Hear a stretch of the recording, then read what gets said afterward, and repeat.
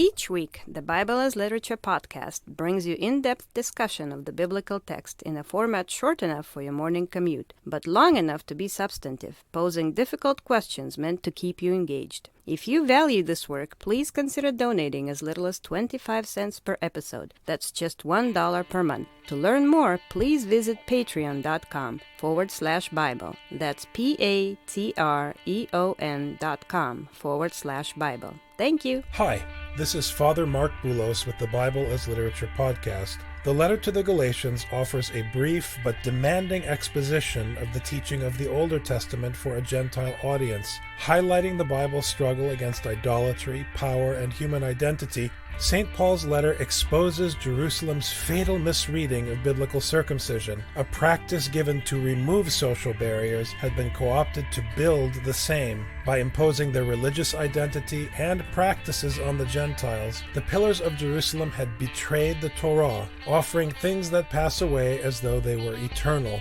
Worse, they had done so at the expense of the weaker brother. Having been liberated by God from the worship of Caesar, why would the Galatians now turn to another human master? You're listening to the Bible as Literature.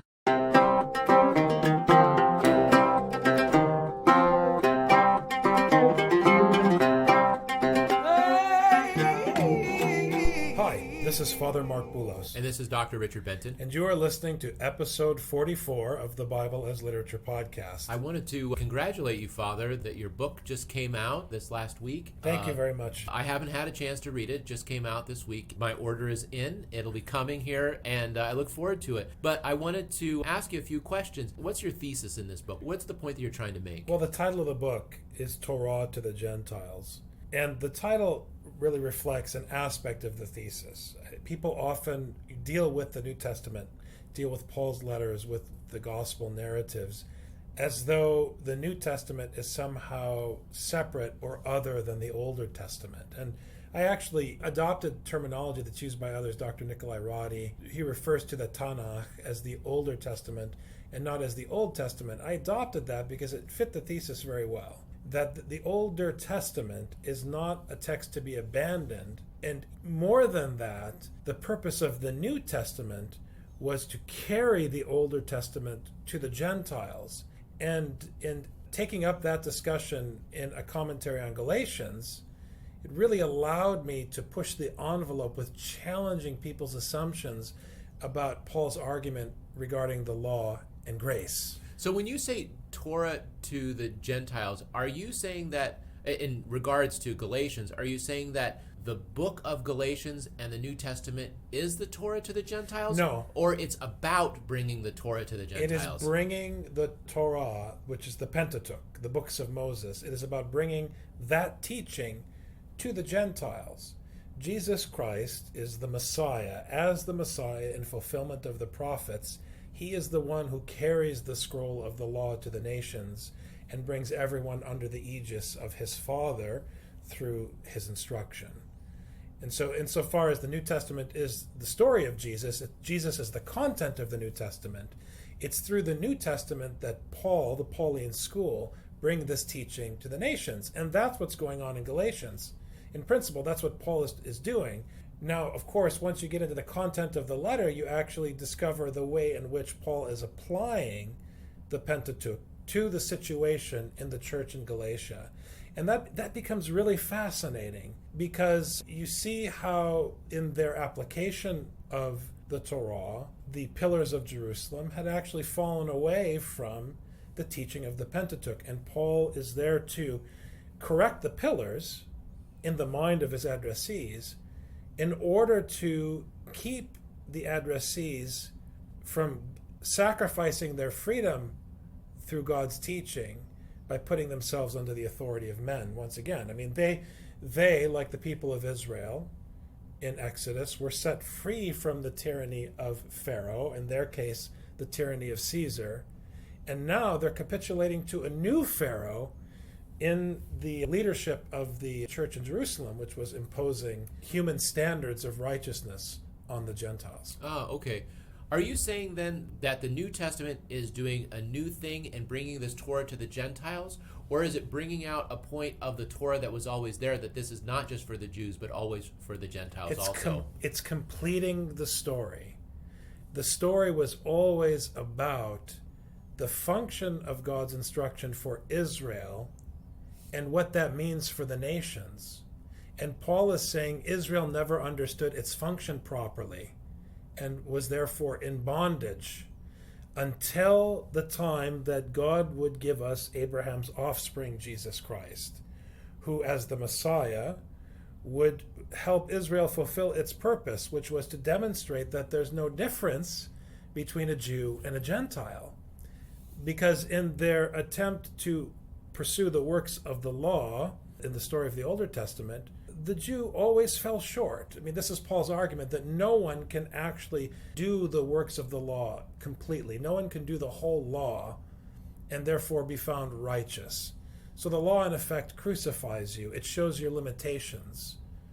That's why it can't give life, because the things that human beings do as ascesis cannot bring life. Only God the Father can bring life. So he begins the epistle by pointing out that it was God who raised Jesus from the dead, God the Father.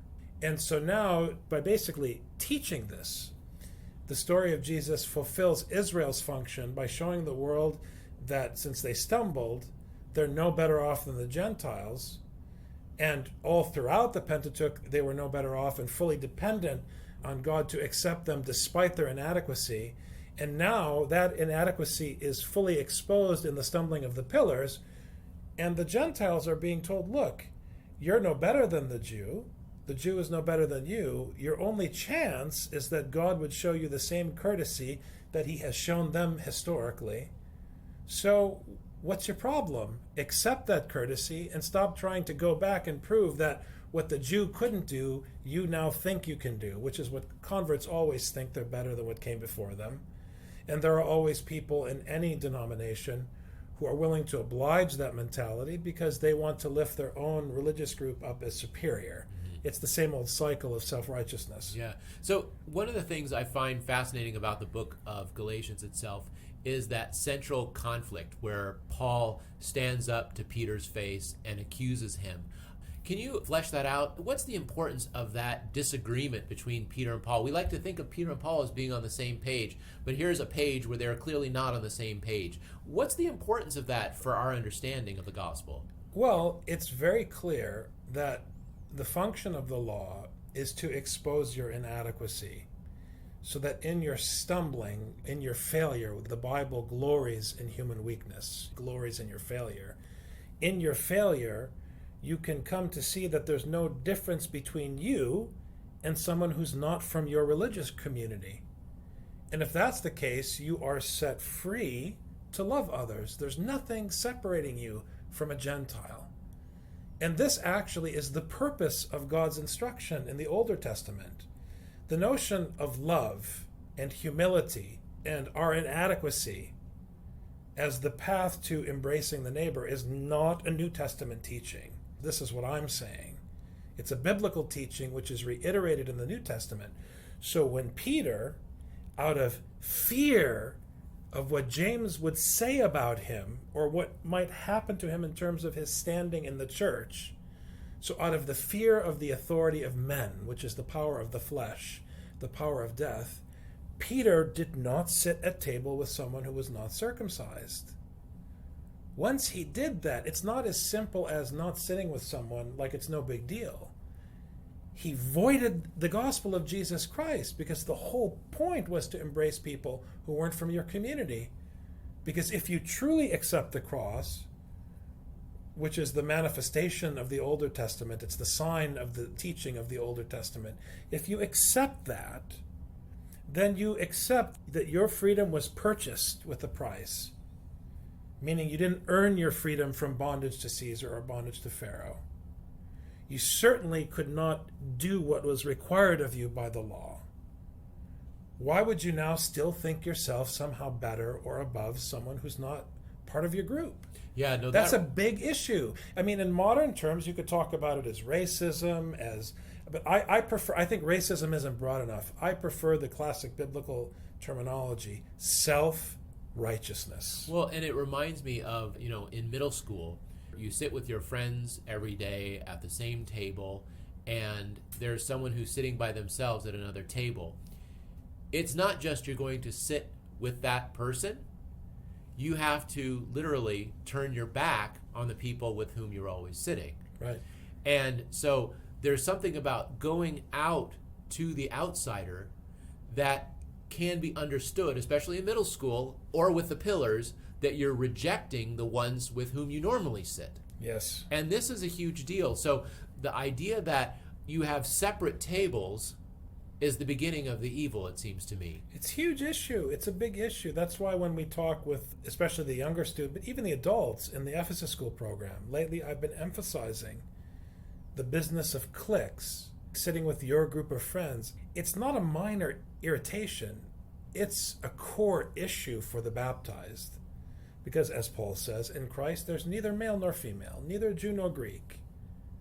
Everybody sits at one table together through Jesus Christ in fellowship in the Father's house. It's very serious that Peter was capitulating to cliquishness out of fear.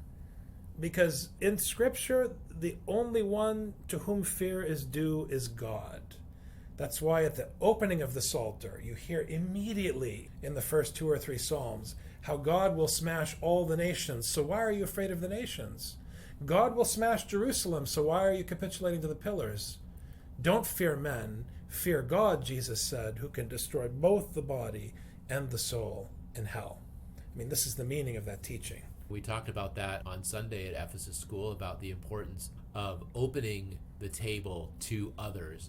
And people often will say, well, of course anyone's able to come sit with us. We have nothing against people sitting with us.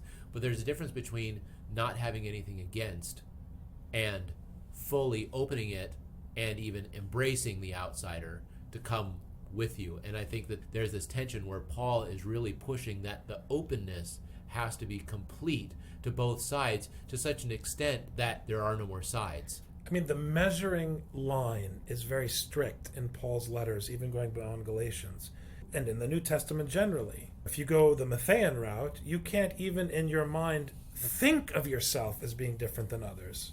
So it goes beyond intention. You can't even conceive of a potential intention to separate yourself from others. As he says, when you look on a woman, you've already committed adultery. It's a way of pushing the measuring stick even higher. Be perfect as your Father is perfect, which is what the Torah does.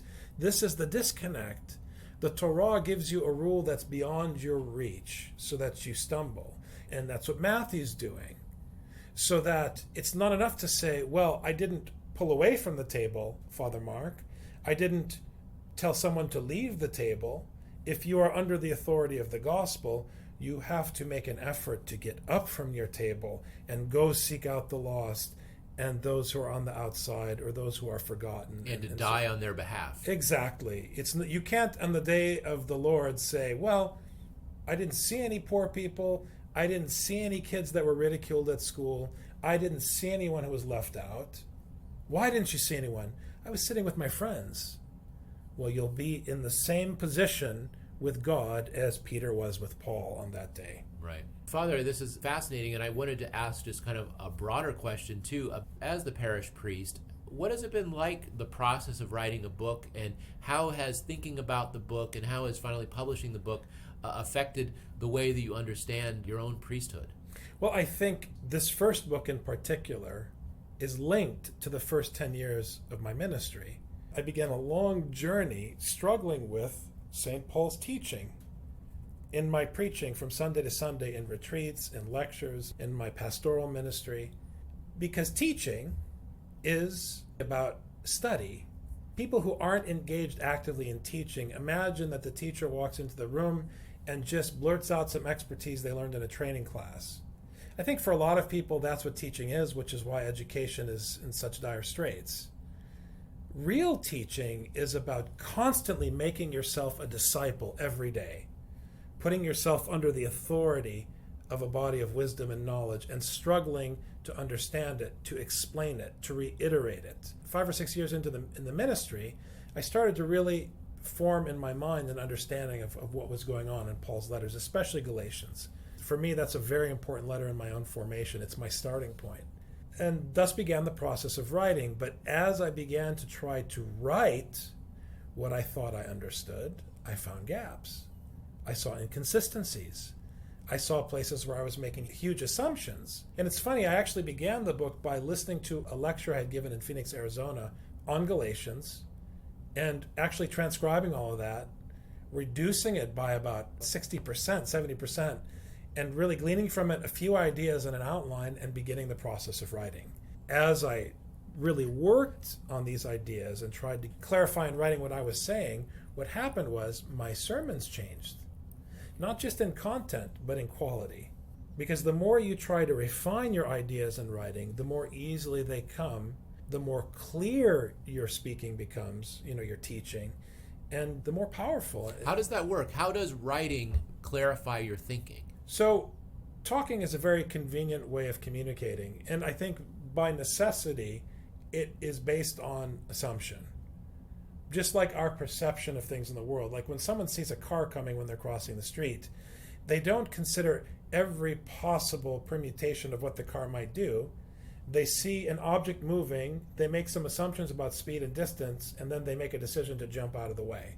Sometimes you're right, sometimes you're wrong, but you have to operate on assumption, because if you try to analyze everything to death, you'll never actually cross the street. Speaking is the same way. You have to make assumptions often when you're communicating, because there are things you don't have time to work through.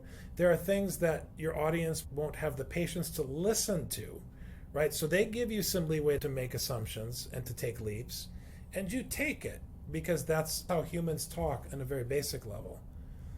But then when you sit down to write, you actually have the time to at least clarify your assumptions and to justify or explain some of the leaps that you make, to take more time to provide some background. And in fact, your readers probably expect that. And that's when you begin to see, wow, I'm making this connection here between 1 Corinthians and Galatians. This might not be as strong as I thought it was when I was talking about it in the retreat. And so then you really have to question yourself and refine and refine and refine so that it's logical and clear and consistent. What was the most surprising thing you discovered in writing the book? I think it's the process of writing itself. There were so many things that I would spend hours on writing that I thought were just amazing. Not just paragraphs, but whole sections that I just had to delete. Because although the ideas were exciting, in many cases there were fallacies, there were just incorrect assumptions or connections drawn. In other examples, as cool as the idea was, it didn't really fit the flow of the book or the argument. Or maybe it was me just talking about things that I'm interested in but are irrelevant. But you have to, when you write, you have to write it all, and then you have to go through and just clean it up. You cut and you slash and you burn until it's half the size it was when you started. But then hopefully you have something that would be at least, handleable for the reader. Isn't that what Paul is saying on the last day? We're going to burn everything and see what's remaining afterwards? Well, thank God Paul wasn't the editor, because I'm sure he would say, read my letter again. I don't know if you're quite getting me yet. You're not there. How's your Greek? So, you mentioned that there's this parallel between Pharaoh and the pillars. And, when I think of Pharaoh, it's always having to do with slavery. And you mentioned being enslaved to the pillars. How does that theme work, like slavery in the book of Galatians, and how you address it in the book, your book? Well, I think that what Paul is doing is trying to show the Galatians that just as the Israelites complained to Moses that they would have been happier staying in Egypt as slaves than to be led out into the wilderness with no security at the mercy of God. But Paul is saying no one ever has security. It's the prophets. You're always at the mercy of God. So would you rather be at God's mercy, who has repeatedly demonstrated that he loves you and will take care of you? Or do you want to be at the mercy of human authority, human power? So initially, in applying the Torah to the Gentiles, Paul set them free from the authority of Caesar. And he's asking, so now you're free in the wilderness. Why are you now turning and going to the pillars and saying, we need protection, we want assurances, we want security? what do we need to do to inherit eternal life, just like the lawyer asks Jesus in the gospel. So that's the whole dynamic with Exodus. With Genesis, though, which also deals with questions of slavery because of the themes of Sarah and Hagar and so forth, it's very powerful. But also with respect to participation in Abraham's household and the question of Jesus as the offspring, Paul is talking about the idea of life in Genesis, and that life comes solely from God. The patriarchs can't produce life. Abraham can't produce life. Sarah's womb was barren, and all these themes. And that life, the promise of life, which was God's promise to Abraham, comes from God alone. As the Muslims say, La ilaha illallah. There is no God but God. In a way, this is how Paul is applying Genesis to the church. He's saying, look, life in the Older Testament comes from God as a gift to Abraham and his offspring through the line of Isaac. And this is the meaning of the resurrection.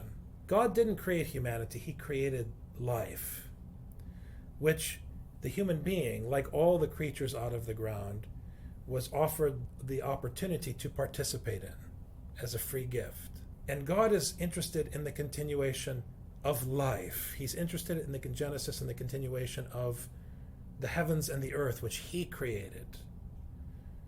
Now, he created everything in Genesis and was pleased with his own work.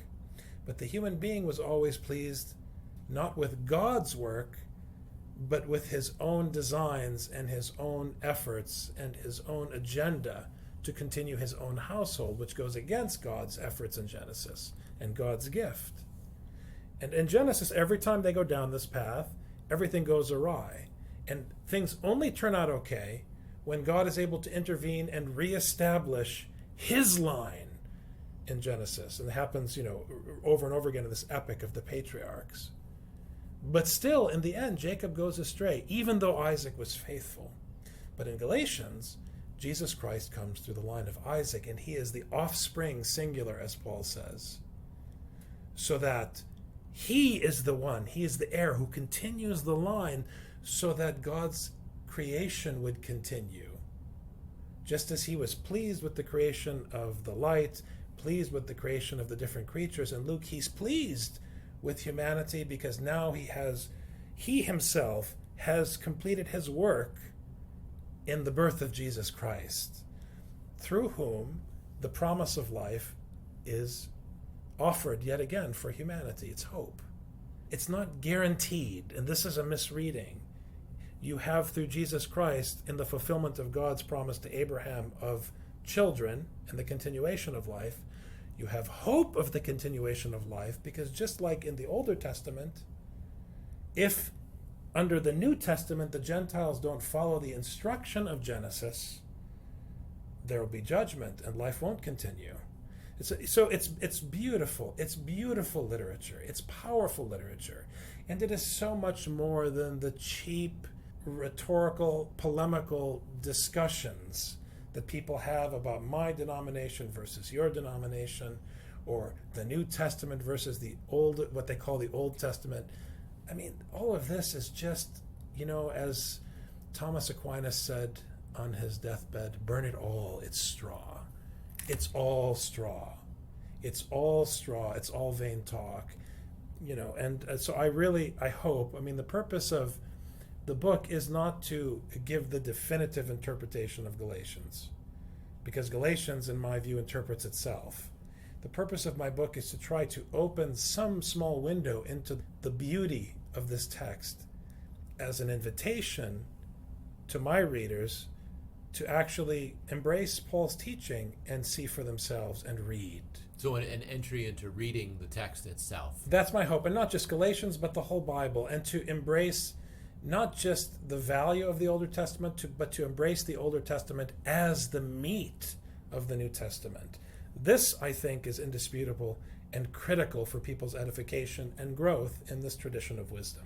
Wonderful. Well, thank you very much for the time and effort at putting together this book. I know it was a long and painful process, but like Paul said, it's like giving birth. Once it's out there, it's all joy. It is, until you see a typo and have to call the publisher to make a change. All right, Good thanks. luck with that, Yes, Father. thank you very much. All Take right, care.